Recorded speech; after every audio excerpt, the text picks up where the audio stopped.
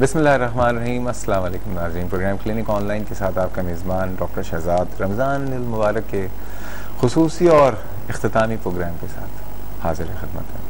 कुछ दिन पहले की बात है कि हमने इस प्रोग्राम में आपको मुबारकबाद दी थी कि रमज़ान मुबारक आ गया और रहमतें, बरकतें, नेमतें समेट लीजिए जिसको समेटनी है। अब अल्लाह ताला से दुआ है कि अल्लाह ताला हम सब ने जितनी भी इबादतें की हैं, हम लोग तो बहुत छोटे मामूली से लोग हैं और हमारी इबादतों में पुख्तगी भी नहीं है, बहुत कमज़ोरियाँ हैं, बहुत ऐब भी हैं। जिन्होंने रोज़े रखे, जिन्होंने नमाज़ें पढ़ी, जिन्होंने तरावियाँ पढ़ी, जिन्होंने अपने आप को बदलने की कोशिश की, जिन्होंने अपने गुस्से पे काबू पाया, जिन्होंने अपनी नफ्सानी ख्वाहिशात को कंट्रोल किया, जिन्होंने अपनी रिश्वत लेते थे और रिश्वत लेनी छोड़ दी। बहुत से लोग गीबत बहुत करते थे, गीबत छोड़ दी।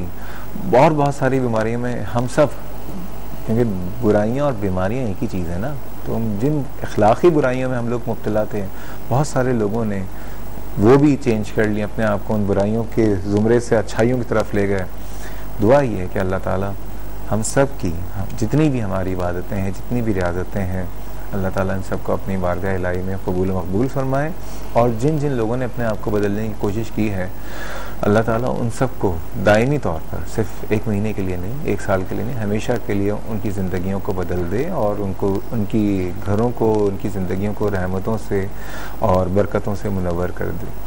कहते हैं कि रमज़ान मुबारक का महीना जब आता है तो शैतान को मुक़य्यद कर दिया जाता है लेकिन पता नहीं ये शैतान भी ढीठ है, कुछ सही तरह से मुक़य्यद नहीं हुआ रहा है, या मुक़य्यद करके ऐसी जगह डाल दिया कि वहीं पे फिर इंसानों को बरगला रहा होता है।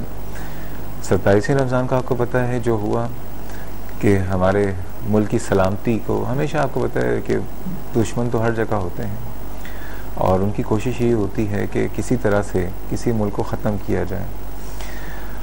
अब हमारे मुल्क में ज़ाहिर बात है कि फ़ौजें तो नहीं उतारी गई, लेकिन सारा काम पूरा कर रहे हैं, पूरा यही कर रहे हैं कि किसी तरह से मुल्क की जो है हमारे मफाद को, सलामती को नुकसान पहुंचाया जाए।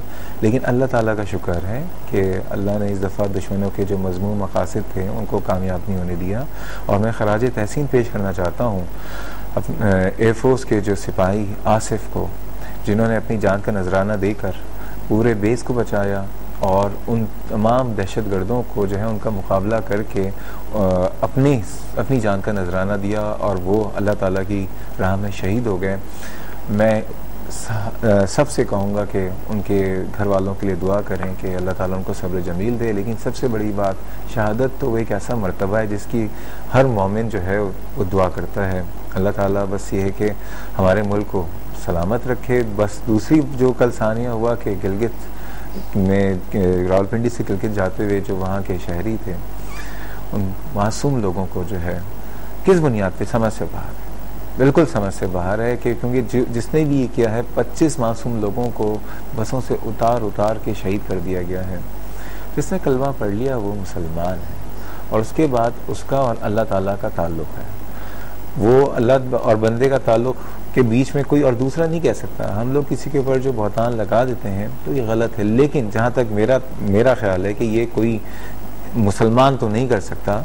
ये वाकई एक साजिश है हमारे मुल्क में, जो हमारा इत्तेहाद है, हमारे यहाँ जो एक बैनुल इत्तेहाद मुस्लिमीन की जो एक फ़ज़ा है उसको तोड़ने की और उस मुल्क को ज़रा टुकड़े करने की एक साजिश है।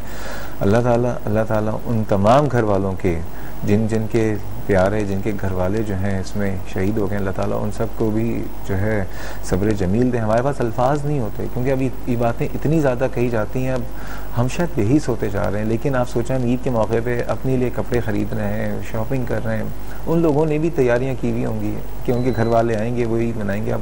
अब क्या होगा? वो तो पूरा मेरे ख्याल में शहर ही अब सोग में जो है वो डूब जाएगा। सिर्फ हमारी दुआएं उनके साथ हैं और अल्लाह ताला जो हमारे दुश्मन हैं उनको नेस्तम नाबूद कर दे।